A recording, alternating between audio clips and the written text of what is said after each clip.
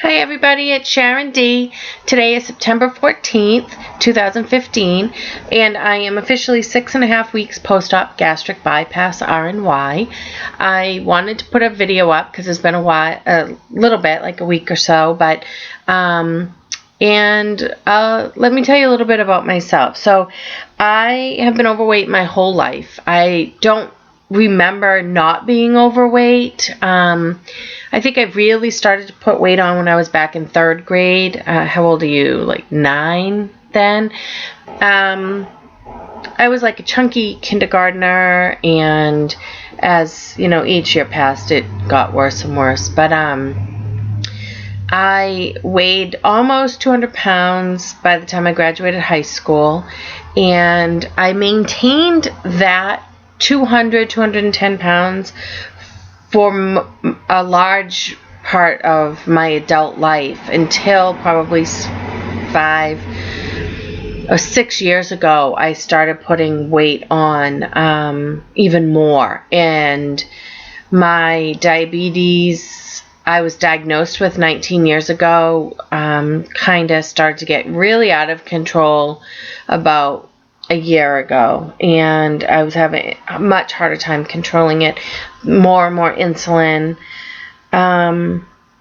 So I decided to do the gastric bypass after a lot of years of thinking about it. So I had considered weight loss surgery many times over many years, and finally, a couple of years ago, I decided I was going to do the lap band. I figured, that's pretty easy. Not easy. For those of you that have the lap band, I know it's not easy, but it just seemed the least invasive to me, and like the least dramatic. So I went through the whole process, went to the bariatric surgeon, went through all the testing, everything, and then after a few scares, not with me, but other people. Oh, excuse me. As you can tell, I just woke up. I just wanted to get this out there, though. A nurse that I worked with, her husband had gastric bypass and had passed away like within days of having the surgery from complications. And this was all around the time that I was planning on having the surgery. So I was ambivalent about doing the surgery anyway, and then to hear that, it made me even more kind of freaked out. So then I was in I had the last test to do, and I was in the radiology office, and it was like the day or two after hearing about my colleague's husband's death. There was a couple patients also waiting for some tests done who was status post gastric bypass, and they were commiserating about how horrible the decision was to have the surgery, and that it was the worst decision of their lives. And one had multiple hernias, and the other one had been in another hospital for 3 years nonstop and all this stuff. So after that, I walked out and I was like, hell no, I am not doing this. There's no way I'm gonna make my life worse by doing this. So I backed down, and then over the next 3 years, I just continued to put on weight. You think you can do it. You think you can, you get in this mindset that, oh, I can get this weight off. I could do it myself. I don't need to have the surgery. And I even went as far as a friend of mine had the gastric sleeve, and I met with her, and I was like, tell me exactly what your diet is. What is it you're on? What is it you do? How much do you eat and drink and stuff? And I tried to follow that plan. It didn't last very long, and each diet I did, I just continued to put on more weight. So I was at my highest weight ever when I decided to do the gastric bypass, and it was kind of a quick decision. So my diabetes, as I was saying, was really getting quite bad, and every time I went, every 3 months, I went back to my endocrinologist, and my hemoglobin A1C was higher and higher each time. And it got to the point where the endocrinologist literally said, you need to lose some weight. You have to get a handle of this because you've been pushing the limit too long. You've been diabetic for 19 years, and your weight is just ballooning, and you'll be dead in 5 years. I can't imagine that you'd make it to 50. 5-10 years, you'll be dead. So that really freaked me out. And then my husband had gone to a primary care physician, which I don't actually see anymore, but he's a wonderful doctor. I had switched because of insurance reasons, and he said to David, has she had the gastric bypass? Because he had been trying to get me to have it for years and years and years. So when David came home and said that, it had been on my mind. I'm like, you know what? I'm just going to look back into it. So I did, and I actually had previously started some therapy to try to get a handle of my food addiction. And so I had been in therapy for a couple of months, had started thinking about the gastric bypass, and really started listening to the YouTube videos and listening to podcasts and reading as much information I could about bypass. And for some reason, it just didn't seem so scary to me anymore. And I went back to the bariatric surgeon, and it all happened so fast. Excuse me. Within like a month, I had gone through all my testing, had been approved by my insurance, and was able to get my surgery date. So I had my surgery on July 29th, 2015. To this point, I am down just about 45 pounds. And I feel pretty good. I haven't had any insulin since, I like to say the night before my surgery, but there was a couple days that I did take some insulin after my surgery. Although looking back, I really didn't need it. My blood sugar was like 140. So my endocrinologist said, stay off all your insulin, and you don't need it. So that's where I am. I am off a lot of my medications. I was taking trazodone for sleep, and I haven't had that since before the surgery. I was taking Celebrex for pain. I haven't taken that just because it's an NSAID and you're not supposed to, although it feels good to be off of a lot of this medication. So I am, other than being tired, obviously, excuse me, I'm doing pretty good. I just found a whole bunch of really good food, which I'm nervous about introducing, but at the same time I feel I need to introduce something else. So I was pretty much having shakes, a shake in the morning and a shake for lunch, and then I'd have 2 ounces of lean meat for dinner. That's it. I went to my surgeon and the surgical PA. I saw them last week, and they, although they said that I was doing okay, I did have some deficiencies, so I had to go and have an iron infusion and some fluid rehydration. They said I would feel better. I'm still really, really tired. So I have another one coming up on Saturday, so another infusion. So hopefully after that I'll feel better. But I am taking all my vitamins. But they said that I needed to really try to start eating more food because your pouch needs to stretch. It needs to learn to stretch normally. And only having the shakes, it's just staying so tight, and they think that that's why I have a lot of, I feel full all the time, like really full, like grossly full, and just this heaviness in stuff. So I found this food.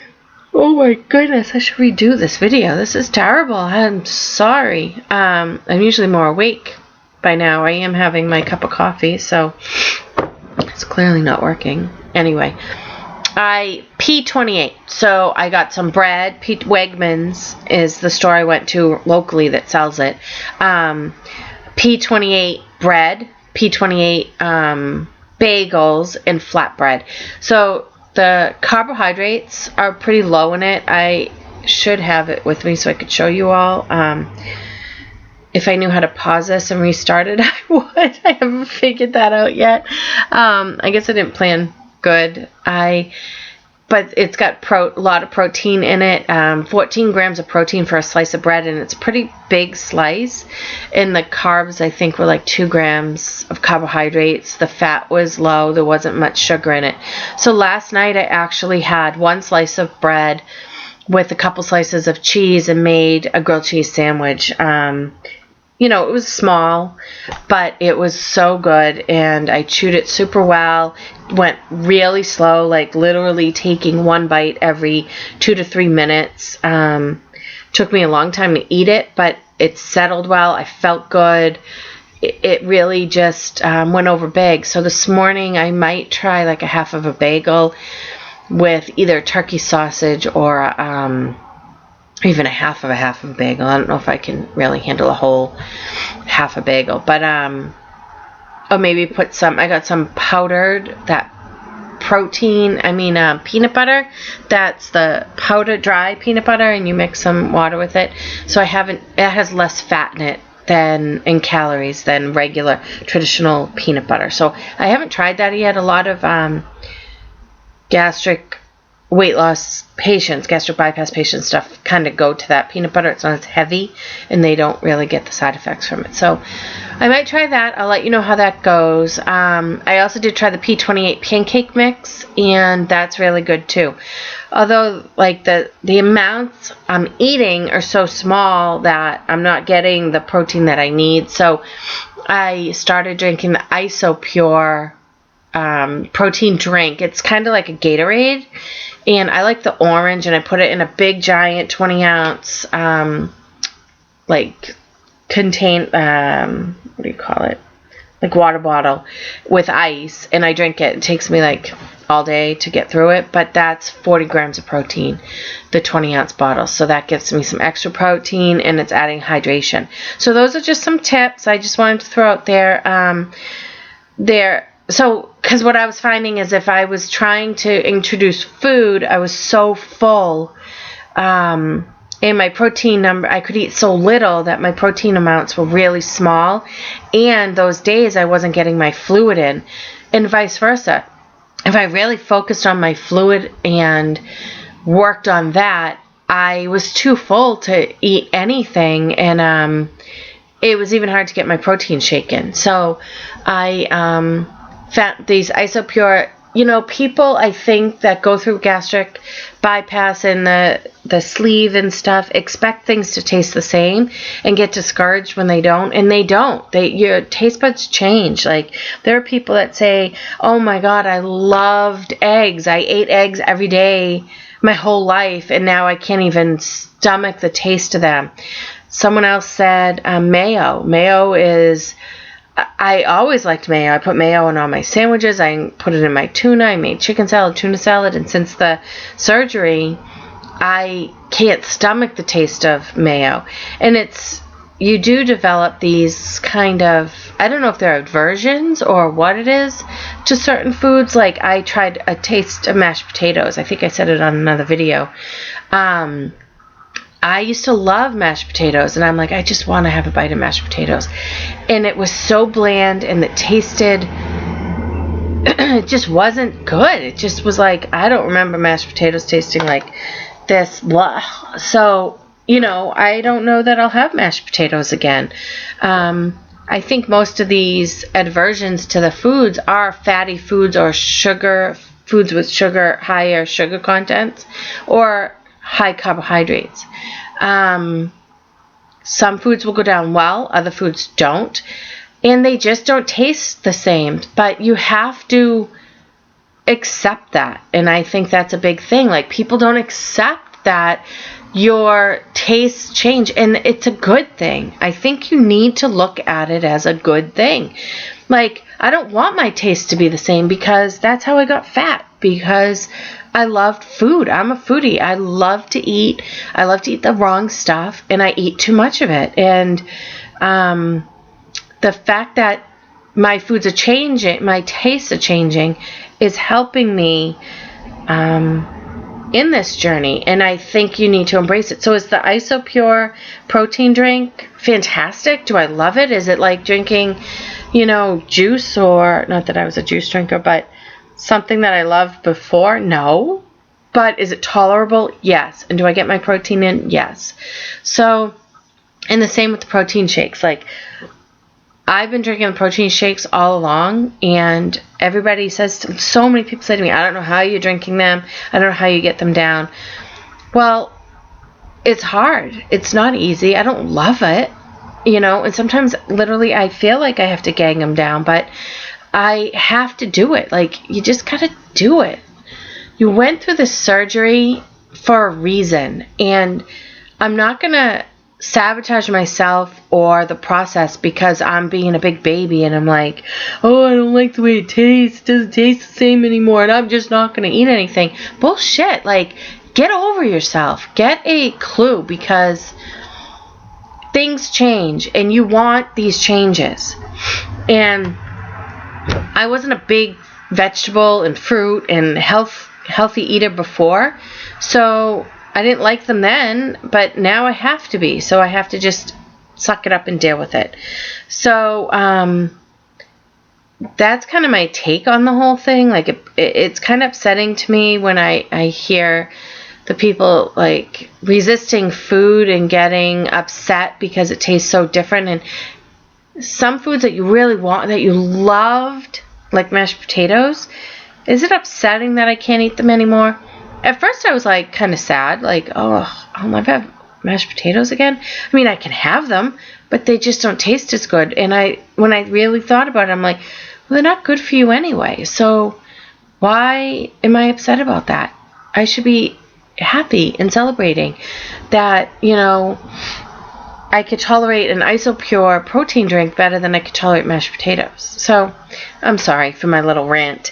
I know I say this every single time, but I am going to tell you what I think and how I feel, and I'm sure I offend a lot of people, and I'm sorry if that's the case. However, it is what it is, and I'd like feedback from people. If you watch my videos and you disagree with me, let me know, because I like healthy debates, and I think that going back and forth is an educational process, and I don't know it all. I don't claim to know it all. I don't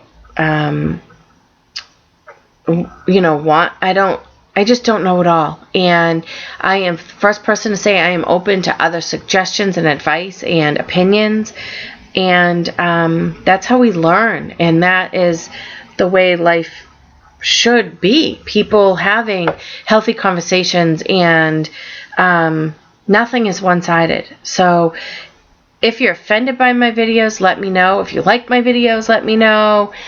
Please subscribe to my channel.